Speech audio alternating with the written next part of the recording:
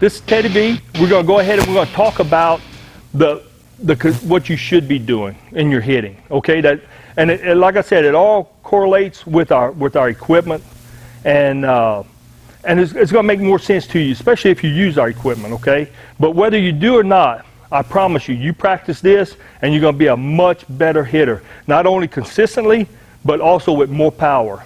I promise you that. Okay, what you want to do as a hitter, okay, you got to think about it. It's about having a good solid foundation, good balance, and all of that. And it's about having loose hands. How many times you always said, hey, don't choke the bat, put the bat in the fingers of your hands, you know, to where you have good loose hands. And the reason why is because you want to stay loose on the top half. Okay? Good friend of mine, Carlos Pena, spent a lot of money for 3 days with this guru. This guy here knew the body from top to bottom, and he knew the biomechanics of the body and all this. And this is what he came up with, okay? And it's so true, okay, in what he was saying, because when you hear it, it's going to make a lot of sense to you. Whenever you get here, whenever you get into that load position, it's all about having a good solid foundation, being a good balance, good foundation. Like Carlos was saying, whenever you get into that load position, you want to feel like your feet are in concrete, like you can't be moved. You're there. You're solid. From the waist up, it's all about staying loose to where you have your maximum bat speed. Your power comes from the lower half, your bat speed comes from the upper half, and the two collide is what happens. So when you get in here and you're going to load, what you want to do is you want to load, you want to feel that front foot when it lands. You want to break that egg, okay? When you get here, it's all about breaking that egg. You can almost feel your weight. You're going to start off about 50-50, but when you get here, you're going to feel more pressure here, like a 60-40 type deal, and then you want to come back to 50-50, okay? When you're doing this, when you come in here, it's all about having a good solid foundation, and what you want is you don't want your hips to start, okay? Your hips start, you're going to hear hip start and you build torque. No. You don't want that, because what happened? Look where my bat's at. It's dragging, okay? The other thing is my power's gone. Once my hips get fully extended, I have no more power from my lower half. All I have is body speed from the waist up, and that doesn't do you any good, okay? You might get lucky, but other than that, that's about it. So what you want to do is you want to get here, and you want to think about your hands starting your swing, okay? Because when your hands start your swing, this is what happens. Front heel goes down, back heel comes up, everything's compressing. You'll feel it. That piece of meat behind your big toe, that's what you want to be on that back foot. When that heel comes up, that's what you want to feel. You want to feel that pressure coming upward. Okay, good solid foundation. Your eye level never changes. That's why when you get into that good hitting position, your eye level never is going to change. You're going to be here, you're going to load, eye level still the same, and you're going to think about your hands starting your swing. Once that happens, then everything goes. It all ties in together. Once it ties in, when you come to get the point of contact, you have this power compressing now. You're not here. You're still here in that powerful position. And when you make contact, that's whenever that power meets that point of compression, and that's whenever that bat speed jumps out of your hands, jumps out off your bat. And that's what you want. It's all about maximum bat speed. So when you get here and you load, you want to break that egg, come back 50-50, and think about the hands starting your swing, okay? Another thing you hear out there is knob to the ball. And you got to realize, yeah, Major League guys, we do practice knob to the ball, one reason, because it keeps you here. But it's not knob to the ball. You got to realize, if you're throwing your knob to the ball, say it's an outside pitch, well, now you're coming here.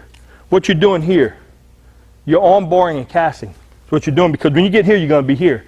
What they're meaning by knob to the ball is keeping the ball going, keeping it coming back here. Basically, back to your pitcher is what you want to do. You want to come here, everything's staying here, and then you come in here to square up the ball. That's what you want, okay? So there's little misconceptions out there, stuff like that are kind of misleading. And I was working with a team in East Texas 2 weeks ago. Coach was screaming, knob to the ball, knob to the ball. Every one of those kids was trying to put that knob actually going towards the ball, and it had a lot of issues. We put our Pro Power Drive hitting brace on them. corrected their casting, corrected their issues. But now they couldn't do this anymore. They had to stay here in this positioning here. So things to think of, okay? You get here, good solid, good balance and everything. When you load, good solid foundation. You broke the egg with the front foot. Front heel is up. Back heel is, your whole foot is down. You're not halfway. I've seen all kind of things out there, So you want to get here.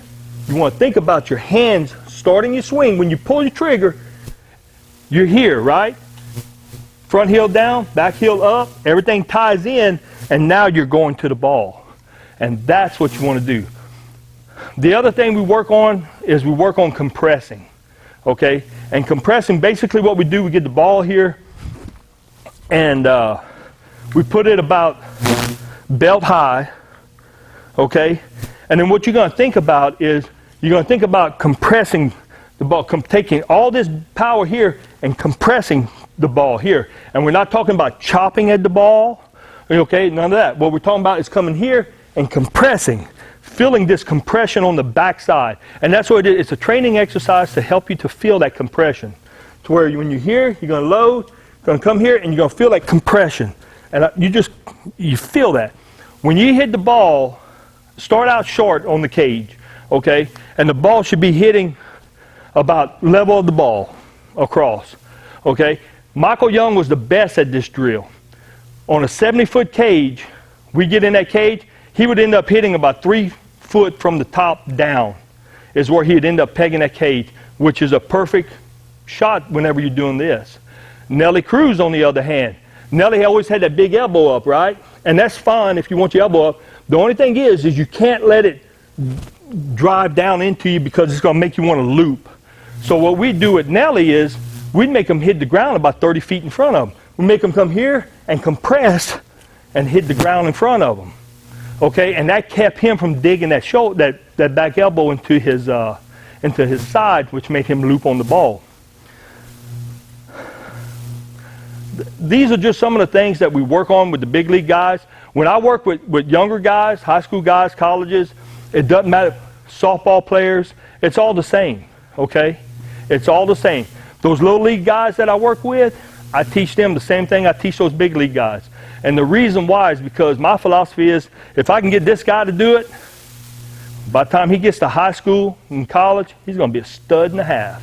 And that's what it's all about. It's about building them to be the best player they can be and to give them the opportunity to have the most success, the most consistency in their swing, the most success.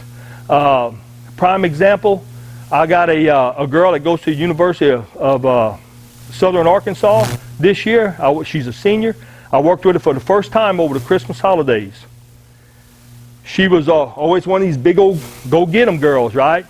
Last year she hit 4 home runs. Fairly consistent hitter, 4 home runs. Okay?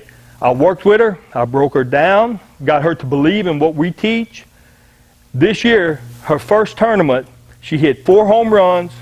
She hit 2 triples, 2 doubles, a single, and got walked twice. And that's the best she's ever done in her whole career. But it was all because of getting her to get here and get her hands starting her swing to where she started compressing that power. The other thing she had a habit of casting her hands.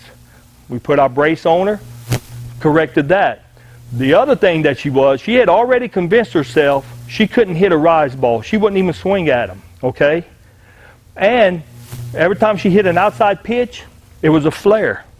So we put her on our Pro Power Drive Swing Trainer tee, got her to hitting the inside, down the middle, and outside. She did it for 2 weeks. She came back, and she was just an outside driving fool, I'm telling you. You could picture inside, outside, it didn't matter. As far as for the rise ball goes, it was all right here. It was all mental. But what we did was we taught her, hey, get your hands to the ball. Okay? If you get your hands to the ball, good things will happen. And that power is going to compress at the end, and that's what you want. What she started doing, she started getting her hands to the ball. And you got to realize, if the ball is up in the zone, you got to get your hands to it as if it's an inside pitch. You got to get to it early. And the reason why is because if it's up in the zone here, where you're going to make contact here, if it's down the middle and you're trying to hit it back here, you can't. You're going to end up fouling it off. Okay? So you have to catch the ball early. If it's up in the zone, you got to get out here and get it, okay? But the thing is getting the hands to the ball. About having good loose hands, right? Loose hands coming here. One thing I want to say before we go, just to reinforce this with you, okay? You notice I have a little one-handed bat in my hands, okay? Everybody uses a one-handed bat. If they don't, they should, because it's a great, great workout tool, okay? Think about this. If they're teaching you to stay here, stay connected, or whatever they want to call it, okay? Or they're teaching you to get out here, okay? Think about a one-handed drill. It's been done from day one of baseball, okay? Hand on the chest, okay? You got your backhand going here. Think about this. If you're going to stay connected, you're going to come here. What is this? You have nothing. You're done. So when you do a one-handed drill properly with your front hand, it's here and here. So think about that. What have we been teaching you whenever you have two hands? The same thing, right? That's exactly it. Same thing with the backhand. You get in here. If you're trying to swing with the lower half or whatever, look at this back here. It's dragging, okay? You see that? That's no good. It's all about staying here and getting to the ball. That's what it's all about. So if you think about these things, about the comparison between the one-handed bat and taking a full cut with two hands, think about that. If you do it the pro power drive way, it all correlates together. If you do it this other way, it doesn't. It's like an apple and an orange. It doesn't add up.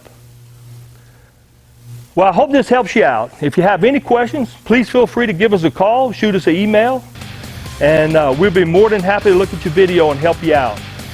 Well, this is Teddy B saying, bring the power to your game.